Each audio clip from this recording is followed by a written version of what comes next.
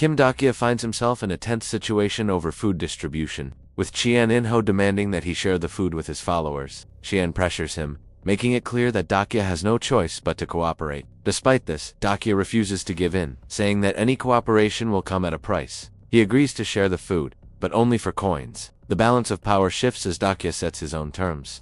Dokja stands firm on his decision to charge 10 coins for food, dismissing the idea of giving it away for free. A few constellations show relief, pleased that Dokja isn't playing favorites in this harsh environment. Li Gilyang offers to pay and takes responsibility for future payments. Meanwhile, Zheng Hewan, who has witnessed the tension, steps in, expressing her gratitude to Dokja for saving her earlier. The group is uneasy about the situation, but Dokja insists that this is the price for survival.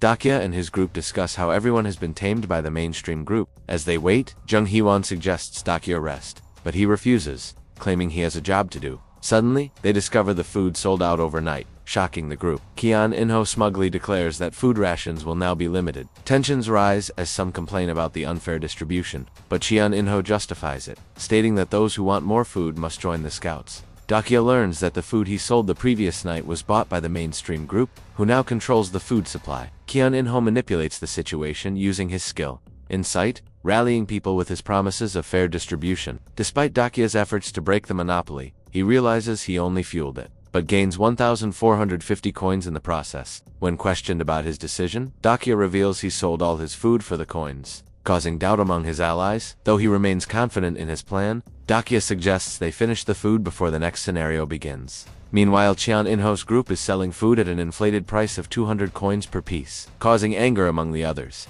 Dokja then heads to check the rail track, but Zheng Hewan warns him that the path ahead is dangerous, mentioning that anyone who ventured there before has ended up dead. Zheng Hewan spots a group dragging people to be sent as scouts, including women and the elderly. She's determined to stop them, saying they won't return. Dokja tries to hold her back, asking her to wait. He reflects on Hewan's crouching figure, attribute, which, while seemingly ordinary, could evolve into something powerful. Like the crazy butcher, Hewan's resolve intensifies as she contemplates the dire situation, questioning whether they should stand by and watch as others suffer. Dokja points out that it won't solve the core problem without enough food. Nothing will change. Impressed by Hewan's resolve and hidden strength, Dokja starts to consider her as a potential ally.